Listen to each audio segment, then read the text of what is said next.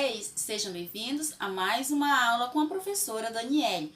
O tema da nossa aula de hoje é mudanças na Europa feudal. Vamos entender que mudanças são essas e o que acontece dentro desse decorrer que vai agregar valores, vai agregar mudanças no modo de pensar das pessoas desse processo em diante. Pois bem, imaginem vocês se hoje pudéssemos viver sem o óculos. O óculos ele é muito importante porque nos ajuda a ver melhor quando estamos com problema de visão. Outro fato, o garfo, ele também é muito importante que ajuda a nos alimentarmos. As universidades, olha o quão importantes são. Elas produzem conhecimentos que são de grande relevância, assim como o vidro, as janelas de vidros, que além de clarear o ambiente, ajuda a manter o calor. Pois bem, tudo isso foi gerado na Idade Média, no período medieval. Então, como muitos dizem por aí que a Idade Média foi a Idade das Trevas, percebemos que isso não é verdade. Então, vamos falar aqui que a partir ali do século XI, a Europa feudal ela passou por algumas mudanças bem significativas, algumas das quais merecem a atenção especial, que é a expansão das áreas de cultivo devido à questão da derrubada de floresta e a drenagem de pântanos. Depois nós temos o desenvolvimento de importantes inovações técnicas. E quais são, professora? Temos aqui a charrua, que é essa imagem que vocês estão vendo, é uma máquina de arar terra. E aqui nós vamos ter também a introdução do sistema de rotação trienal, isso é a divisão de terra, cultivada em campos diferentes, né? Então, como que acontece essa situação?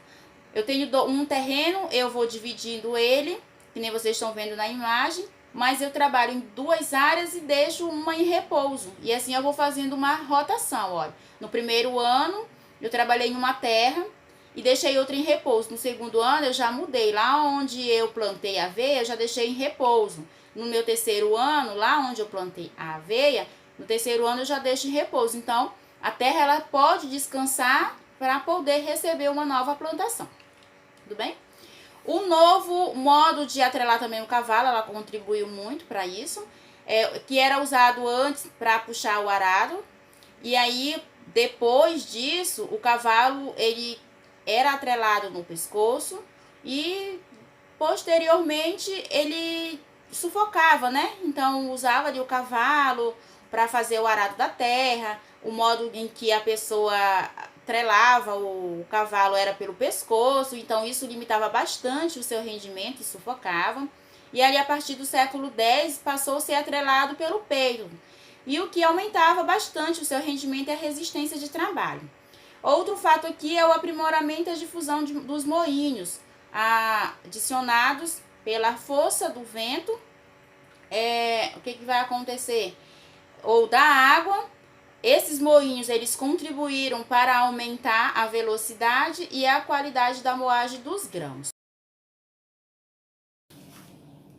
Com as novas formas de arar o campo e essa nova técnica, o que vai ocasionar, professora? O aumento da produção no campo. As pessoas vão passar a produzir mais e, consequentemente, com essa produção, elas vão gerar excedentes, que é o que nós vamos ver lá na frente com relação às feiras. Mas, como elas estão se alimentando melhor, estão tendo uma vida mais ou menos, a população ela vai dar uma aumentada. Em que sentido? As pessoas vão procriar, ou seja, vão ter filhos. E segundo o historiador Hilário Franco, ele vai nos dizer que entre os séculos 10 a 13, a população da Europa ela dá um salto de 22 milhões de habitantes para 55 milhões de habitantes. Então, há uma taxa de elevação no índice populacional. Eu venho aqui também com o revigoramento do comércio e das cidades. Poxa, já está tendo ali a questão do arado da terra, está tendo uma plantação boa, então com o aumento e a oferta desses alimentos, não havia necessidade de tanta gente trabalhando então na agricultura. O que vai acontecer? Muitos camponeses eles deixam o campo em busca de outro meio de vida e alguns eles foram trabalhar como artesãos. E quem são esses artesãos? Quem eram esses artesãos? Sapateiros, carpinteiros e ferreiros. Outros se tornaram mercadores ambulantes, pessoas que vendem, né, os sacoleiros que o pessoal fala de hoje em dia. Então eles levavam e traziam a mercadoria de um lugar para o outro. Os mercadores do campo, eles passaram a trocar os seus produtos, os seus alimentos que eles cultivavam lá no campo, por artigos da cidade. E quais eram esses artigos? Roupa, sapato e móveis. O que mais? Então, por várias outras situações, o que eles achavam que lhe convia, eles estavam fazendo esse processo de troca. E isso estimulou muito a questão do artesanato, o comércio local e a vida urbana. Então, no século XI, o comércio europeu de longa distância ele vai se intensificar. E entre essas rotas, nós podemos destacar três. Quem são? As cidades italianas, lá no Oriente, via mar Mediterrâneo, onde os mercadores de Gênova e Veneza eles compravam alguns artigos. E quais eram esses artigos de luxo? Eram o perfume, era a seda e porcelana. E algumas especiarias também no porto de Constantinopla, de Antioquia e entre outros, sabe?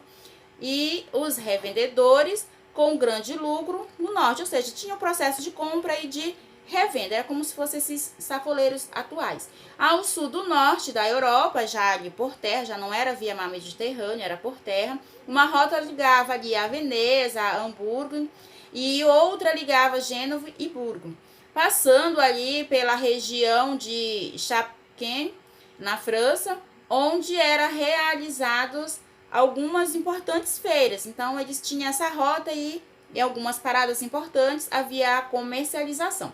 Temos também as cidades ao sul da Europa, na cidade de Burgo, de Bremen, e elas localizadas no norte da Europa, elas comercializavam entre si e com outras cidades da Europa, como Londres, na Inglaterra, na Rússia. Então havia esse processo de comercialização em si, aonde fosse favorável, lá estaria o comerciante tendo a sua visão de empreendedor, e dessa forma havia a questão das rotas e da comercialização e a expansão das mercadorias, tudo bem?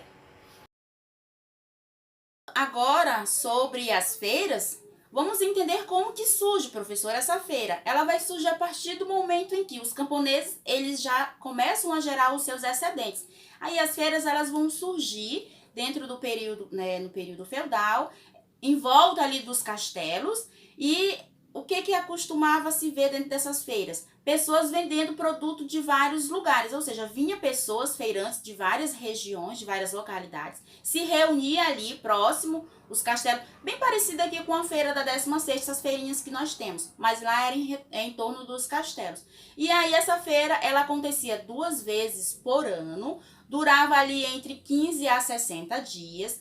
Dentro dessa feira vendia a questão do alimento. Então, era muito comum as pessoas observarem ali como é que eu posso falar para vocês, o genovês vendendo pimenta, o inglês vendendo a lã, ou de outra localidade, um outro feirante vendendo a madeira, e com isso, então, abria a questão do comércio, a circulação da moeda, mas tinha um detalhe, cada um que vinha de uma localidade trazia a sua moeda. E aí, o que acontecia? Cada uma tinha uma valorização diferenciada da outra. Um exemplo aqui que eu trago para vocês é a diferença do valor do real para o dólar. Então, cada uma tem a sua valorização. E dentro desse período, as moedas também elas eram dessa forma. E aí, para resolver, sanar esse problema, surge ali os cambistas. Quem eram os cambistas? As pessoas que faziam troca dessa moeda. E aí, como que era feita essa troca? As pessoas que vinham de uma outra localidade chegavam até o cambista, fazia troca dessa moeda para a moeda local, e surge aí a questão dos banqueiros. Como que vai surgir esse processo? Então, digamos que eu levo a minha moeda até o cambista. Esse cambista ele vai pegar essa moeda, vai colocar em cima de um banco e ele vai avaliar essa moeda e a partir daí ele vai fazer a troca. É dentro desse contexto também que surgem os cambistas. Então, resumindo, as feiras elas surgem em torno dos castelos, através do excedente cultivado no campo. E dentro de todo esse contexto, surge o cambista para sanar um outro problema, que é a questão do dinheiro. As cidades novas e antigas, nesse início ali da Idade Média, elas eram geralmente pequenas e com poucos moradores. Vivia sobretudo do trabalho do campo a partir do século XI, ali com o aumento do artesanato, do comércio. As cidades elas cresceram e foram surgindo novas cidades, algumas nasceram ao redor das feiras, outras às margens dos rios e outras ainda em torno dos castelos dos nobres. As cidades medievais elas eram chamadas de burgos, por isso seus habitantes eram chamados também de burgo, mas é preciso nós considerarmos o seguinte, que o processo de urbanização ele foi um pouco lento. E assim como tem respaldo nessa nossa afirmação, o historiador ele vai nos dizer, Jacques Le Goff, que em 1300, menos de 20% da população do Ocidente ela residia em cidades. E a maior aglomeração era, de longe, Paris, com 200 mil habitantes. Comerciantes, artesãos e corporações. Então, muitas cidades medievais, uma pessoa ela só podia trabalhar em um ofício se pertencesse a uma corporação. Isso é uma associação parecida com as associações que temos hoje em dia. Então, umas categorias elas se reúnem ali. Então, tem um sindicato. Então, aqui tinha uma associação de profissionais do mesmo ramo de atividades. Olha um exemplo que eu posso dar para vocês. As costureiras, elas têm um grupo delas, os professores, os médicos. Então, aí tem uma associação desses profissionais. E as corporações de ofícios, elas protegiam os seus associados contra quem? Contra a concorrente e amparavam ali eles na questão da velhice e na doença, tá bom? O artesão também, ele começava a sua vida como aprendiz. Nós estávamos falando aqui dos comerciantes, os artesãos agora, chega a vez deles. Eles trabalhavam inicialmente como aprendiz, trabalhavam em uma oficina de um mestre em troca de alimentação, roupa e moradia. Depois de um certo tempo, fazia uma prova prática. E uma vez ele aprovado nesta prova, ele se tornava oficial. Então, o oficial ele recebia um pagamento em dinheiro. E depois de cerca de 7 anos que ele trabalhava, ele fazia uma outra prova. Essa outra prova, ele tinha que apresentar um produto. E esse produto, ele tinha que ser considerado uma obra-prima. Então, ele tinha que se esforçar muito para mostrar essa obra-prima dele. E se por um acaso ele fosse aprovado, tivesse juntado dinheiro para abrir uma oficina para ele, então ele se tornaria daquele dia em diante um mestre. Bom, alunos, por hoje é só, me despeço de vocês e até o nosso próximo encontro, tá? Fique com Deus, bons estudos para vocês. Tchau, tchau!